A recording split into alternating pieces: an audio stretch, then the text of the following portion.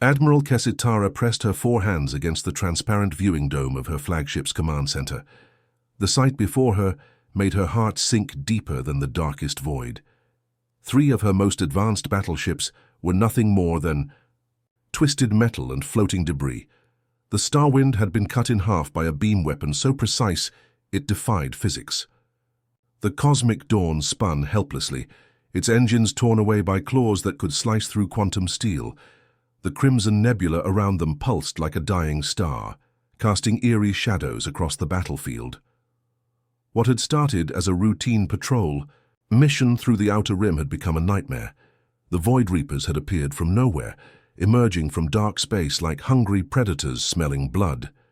"Admiral, the Silver Harmony is requesting immediate evacuation," called out navigation. Officer Veltar from his station. His usually calm voice cracked with fear.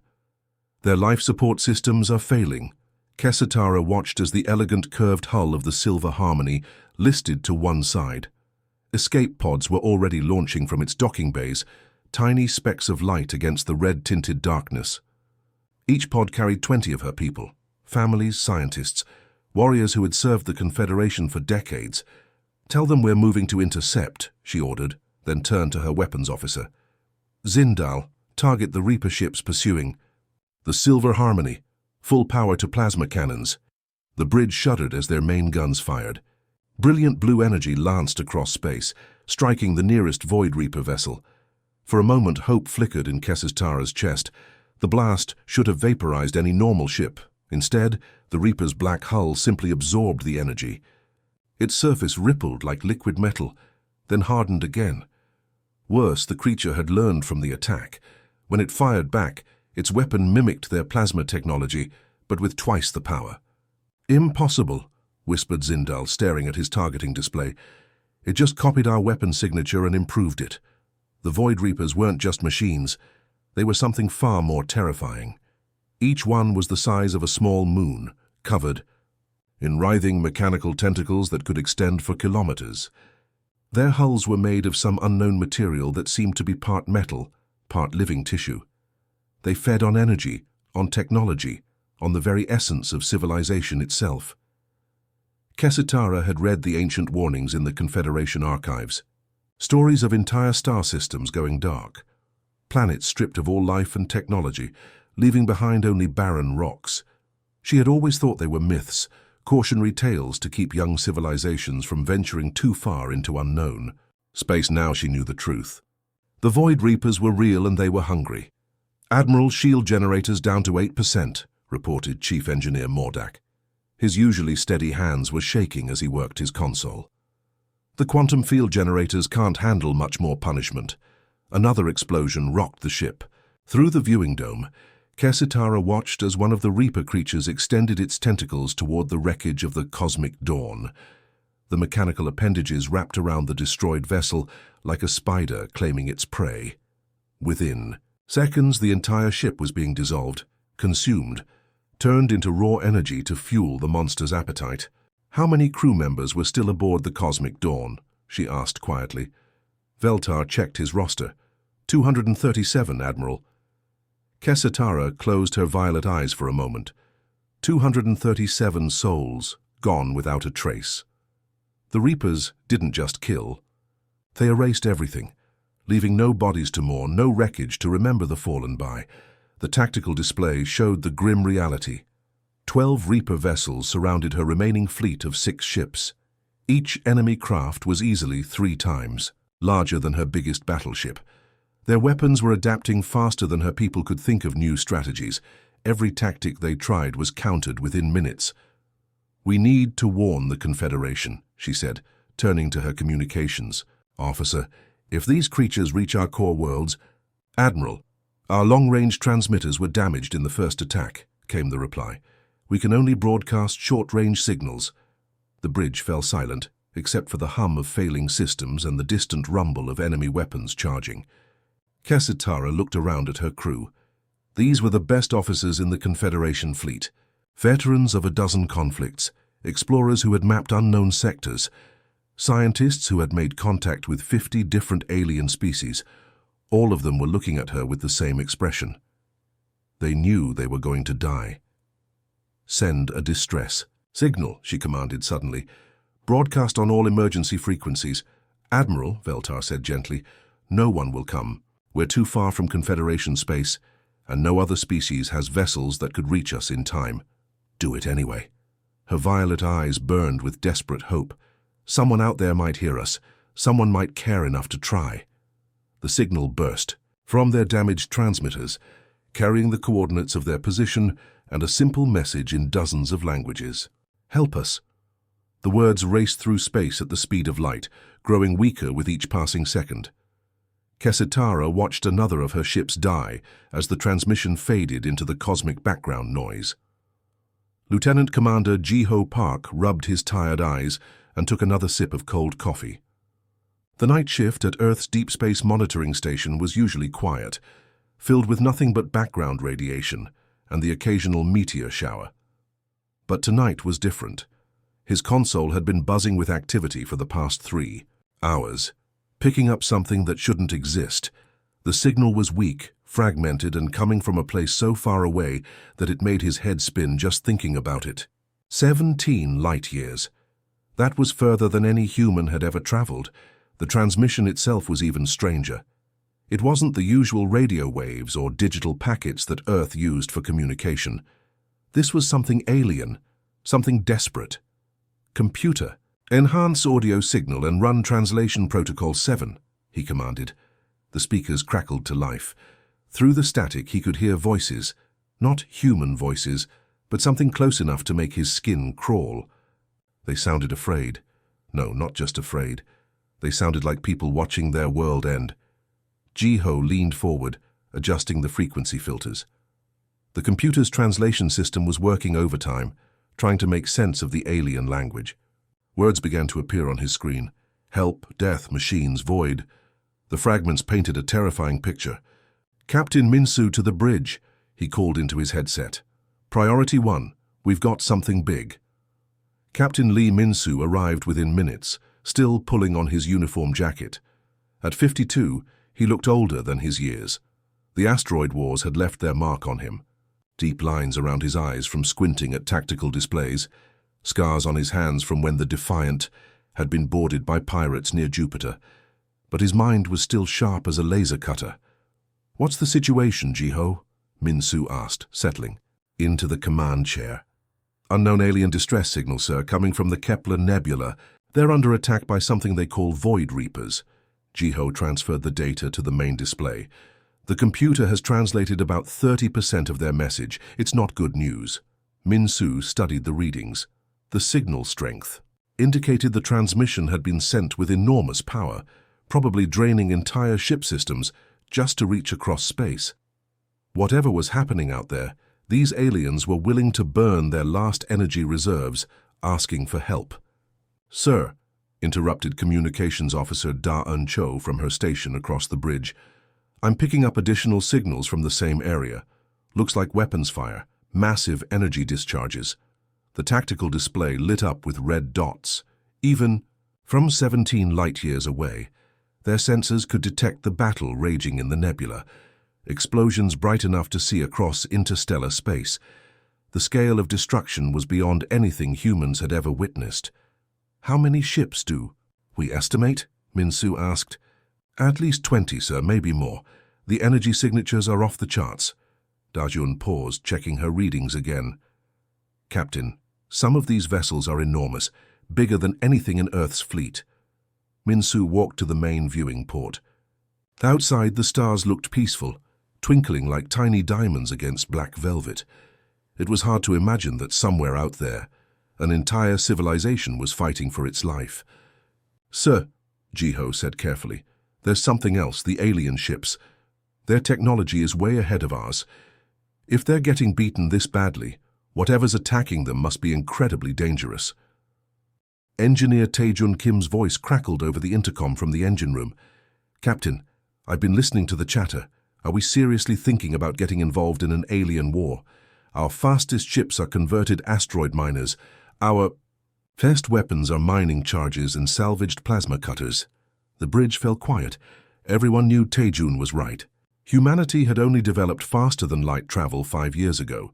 Their fleet consisted of 12 ships, most of them repurposed industrial vessels. The ESV Courage was their flagship, and it had started life as a cargo hauler. "Run a tactical analysis," Minsu ordered. "Show me what we're dealing with." The main screen filled with data. The alien ships showed technology signatures centuries ahead of Earth's capabilities. Their weapons output alone was 10 times more powerful than anything humans had built. And they were losing.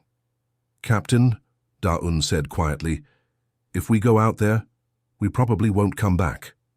Minsu nodded slowly. He had fought pirates, smugglers, and corporate mercenaries during the asteroid wars, but this was different. This was something that could destroy advanced alien civilizations like they were insects. "Sir," Jiho added, "we don't even know these aliens. They could be hostile. They could be planning to invade Earth once they deal with these Void Reapers." The captain stared at the tactical display for a long moment. The red dots representing the battle were slowly disappearing one by one. Each vanishing light represented a ship full of living beings, people with families, dreams, hopes for the future. "Prep the fleet," he said finally. "Sir?" Da-Un looked confused. "You heard me. Contact all ships. Full combat readiness. We're going to help." "Captain, with respect, this is suicide," Taejun's voice came over the intercom. "We're talking about traveling 17 light years to fight something that's destroying ships 10 times more advanced than ours." Minsu turned to face his crew. "You're right. It probably is suicide, but here's the thing. These aliens are dying out there. They sent a message across space asking for help, not knowing if anyone would even hear it. That takes courage." He paused, looking at each of his officers. "Maybe we can't win. Maybe our ships are too old and our weapons too weak. But we're still human. And humans don't abandon people who need help. Not even alien people." The bridge was silent for a moment. Then Da-Un began typing at her console. "Sending fleet-wide alert. All ships to prepare for hyperspace jump. Course laid in for Kepler Nebula," Jiho reported. From the engine room, Taejun's voice came back over the comm. "Engines ready, Captain. Let's go save some aliens." The moment the human fleet materialized from hyperspace, Captain Minsu knew they had jumped straight into hell. The Kepler Nebula stretched around them like a sea of blood, its crimson gases swirling with the energy of dying stars. But it wasn't the nebula that made his heart skip a beat. It was the monsters floating in it. The Void Reapers were unlike anything in Earth's databases. Each one was the size of a small city, their black hulls covered in writhing mechanical tentacles that moved like living snakes. These weren't just ships. They were predators, designed to hunt and consume entire civilizations. Their surfaces rippled with absorbed energy, pulsing with the life force of their victims. "Holy hell," whispered Navigator Hyun-Woo Nam from his station. "Captain, the largest one is over 5 kilometers long." Around the Reaper fleet, the remaining alien ships fought desperately. Only 3 of the elegant Zephyrian vessels were still intact, their silver hulls scarred and burning. One was spinning helplessly, its engines torn away by mechanical claws. Another was being dragged toward a Reaper's maw by massive tentacles. "Sir, incoming transmission from the alien flagship," reported Communications Officer Da-Yun Cho. "Put it on screen." The view screen flickered to life, showing a face that was both alien and strangely familiar. Admiral Kesitara had 4 arms and violet eyes, but her expression of desperate exhaustion was universal.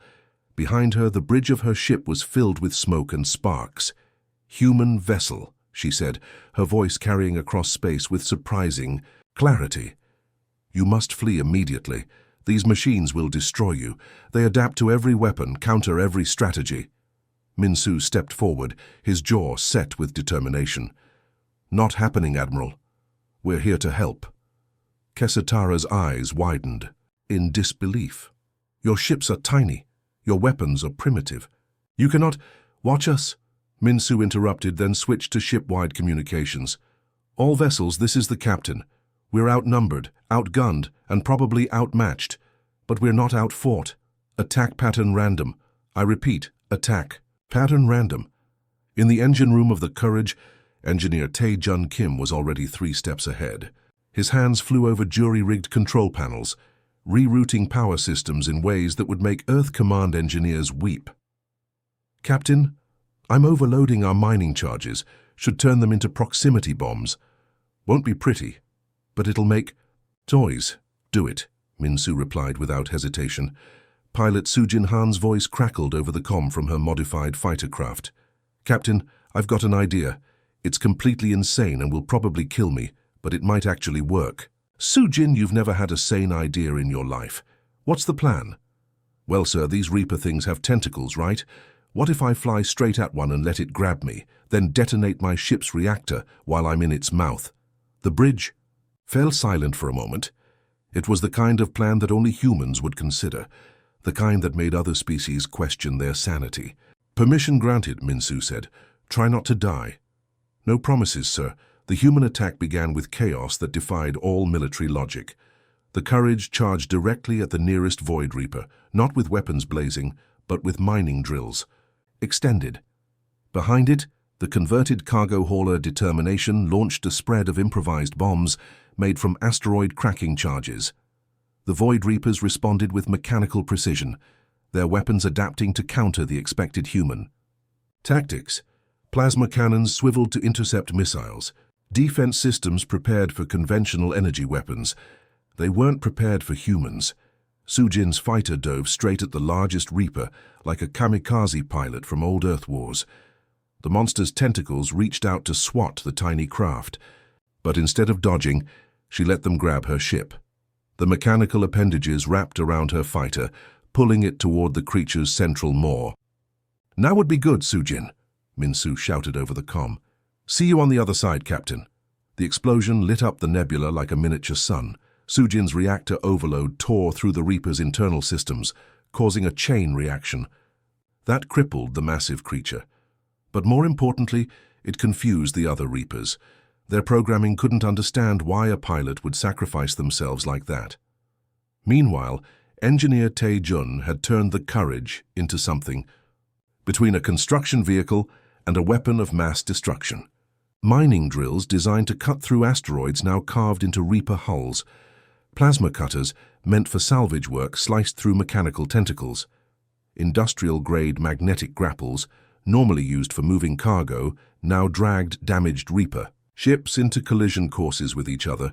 "This is completely insane," Admiral Kesatara's voice came over the comm, but there was something new in her tone. Hope. "That's humans for you," Minsu replied, watching as the cargo hauler Freedom used its loading cranes to literally tear tentacles off a Void Reaper. "We don't fight fair." The Reapers were struggling now. Their adaptive programming was designed to counter known military tactics, established patterns of warfare. They could handle energy weapons, kinetic missiles, even exotic particle beams. But they had no protocols for dealing with modified construction equipment being used as weapons of war. Tactical Officer Young Soo Kwon was coordinating the chaos from his station. "Sir, the Reapers are trying to adapt, but they keep getting confused. Every time they counter one of our tactics, we switch to something completely different." "Keep them guessing," Minsu ordered. "What's our status?" The Veiler took heavy damage, but she's still fighting. The Pioneer lost her main engines, but pilot Jinwook is still ramming Reapers with whatever's left of his ship. On the main screen, Minsu could see the battle turning. The human fleet was taking massive damage, but they were also dealing it out in ways the Void Reapers couldn't predict or counter. More importantly, they had given the Zephyrian ships time to regroup. Admiral Kesitara's flagship was moving again, its weapons systems back online. The other surviving Zephyrian vessels were falling into formation, their elegant tactics now supported by human chaos. "Admiral," Minsu called to the alien commander, "care to join our completely insane battle plan?" Kesitara's violet eyes gleamed with something that might have been amusement. "Captain, after watching your people fight, I think we Zephyrians have been taking warfare far too seriously." The tide was turning, but the battle was far from over. The battle had been raging for 2 hours, and something incredible was happening. The human and Zephyrian fleets were starting to fight as one unit, combining their strengths in ways that neither side had thought possible. Admiral Kesitara watched from her command bridge as human pilot Jinwook used his damaged cargo hauler to shield one of her wounded ships from Reaper fire. Meanwhile, her weapons officer was coordinating targeting data with the humans, using Zephyrian precision sensors to guide their chaotic attacks. "Captain Minsu," she called over the comm channel, "your engineer Taijun's modifications are working. Our shield harmonics are now synchronized with your ship frequencies." On the Courage, Taijun wiped sweat from his forehead as he worked frantically at his jury-rigged control panels. He had somehow managed to link human and Zephyrian technology, creating hybrid systems that shouldn't have been possible. Human mining equipment now operated with alien precision, while Zephyrian weapons gained human unpredictability. "Admiral, we're sharing targeting data now," reported Tactical Officer Hyun Woo Nam. "But there's a problem. The Reapers are starting to adapt faster. Their shields are learning from both our technologies." On the main display, the tactical situation was becoming clearer and more frightening. The Void Reapers had formed a massive sphere around the combined fleet, their black hulls pulsing with absorbed energy. The largest creature, easily 10 kilometers long, sat at the center, like a mechanical queen commanding her brood. "That big one," Minsu pointed at the screen. "It's coordinating the others, some kind of command ship." Admiral Kesitara studied the readings. "It's not just coordinating, Captain, it's learning. Every time we damage one of the smaller Reapers, the information gets transmitted to that mothership. It's building a database of our tactics." As if to prove her point, 3 human fighters attempted the same ramming maneuver that had worked earlier. This time the Void Reapers were ready. Tentacles snapped out with perfect timing, catching the fighters before they could reach their targets. The mechanical appendages crushed the small ships like insects. "We need to break their coordination," Minsu said, studying the enemy formation. "If we can take out that command ship, the others might become confused." "Impossible," replied Zephyrian weapons officer Zindal over the comm. "That creature's shields are powered by the energy it's absorbed from our destroyed ships. It's stronger now than when the battle started." Minsu walked to the viewing port, watching as another wave of Reaper drones swarmed toward their position. The human fleet was down to 8 ships, while the Zephyrians had only 2 vessels still combat-ready. They were running out of time and options, sir, Dawencho called from her communication station. "I'm detecting massive energy buildup in the command ship. Whatever it's planning, it's going to be big." The mothership's hull began to glow with stored energy. Mechanical ports opened along its surface, revealing weapon systems that dwarfed anything they had seen before. The creature was preparing to end the battle with one devastating strike. "All ships, evasive maneuvers," Minsu shouted, but he knew it wouldn't matter.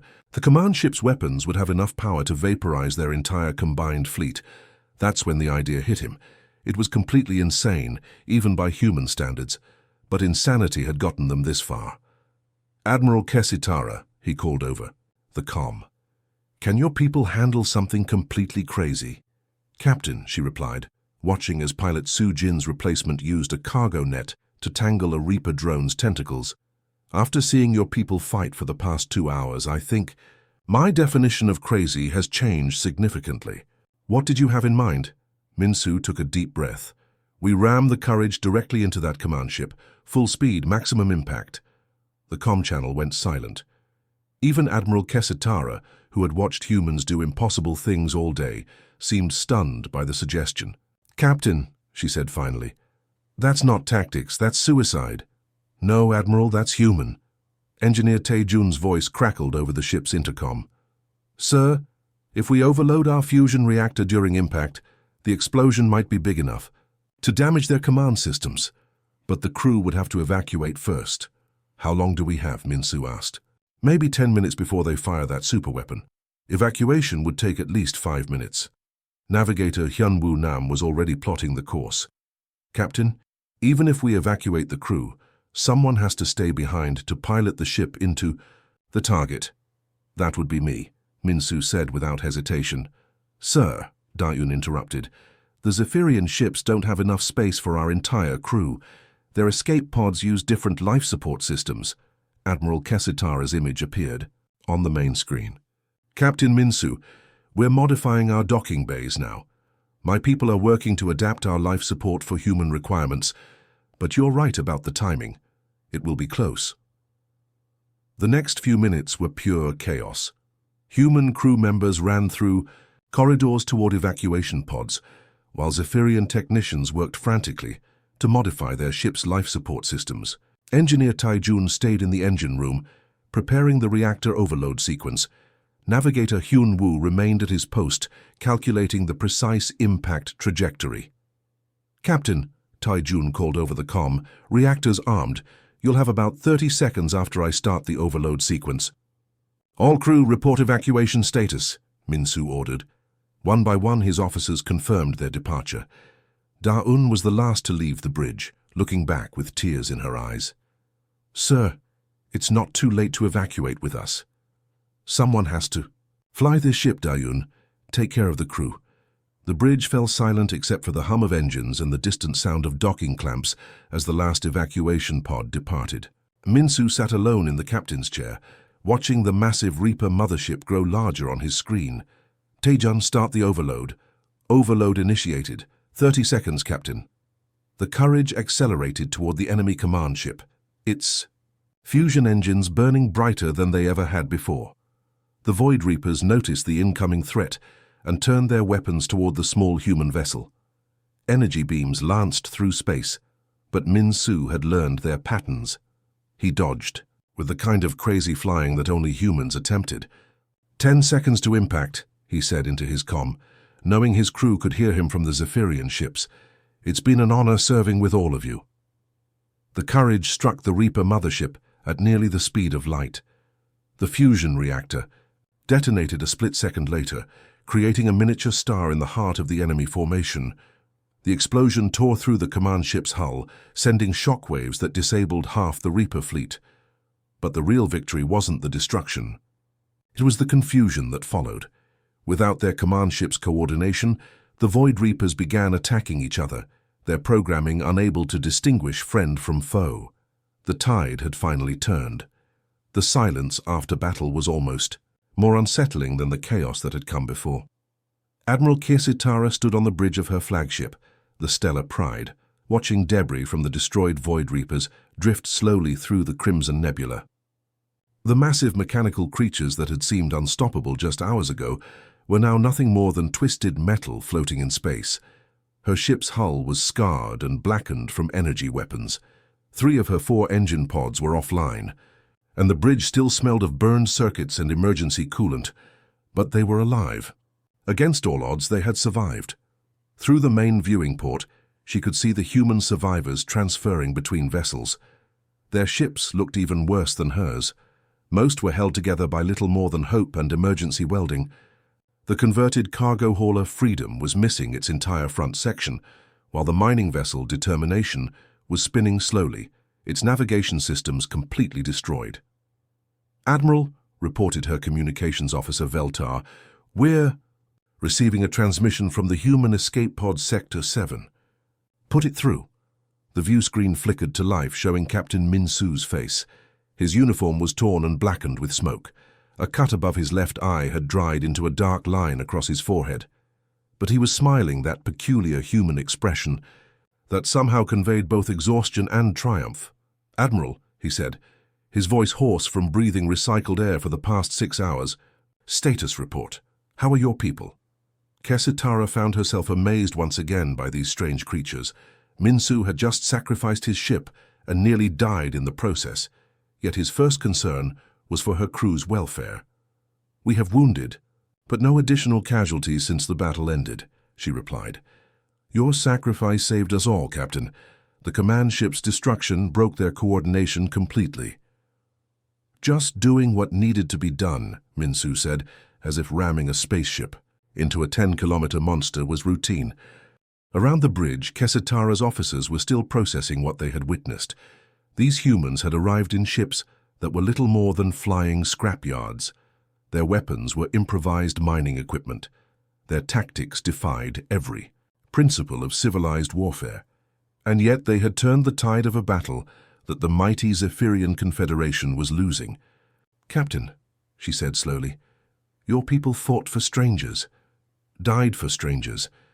We had never even met your species before today." Min-Soo's tired smile widened slightly. Admiral, that's what humans do. We help people who need help. Doesn't matter if they're from Earth or from another galaxy. Through her ship's sensors, Kesitara was receiving damage reports from across both fleets. Engineer Tai Jun Kim had somehow survived the Courage's destruction by ejecting in a maintenance pod at the last second.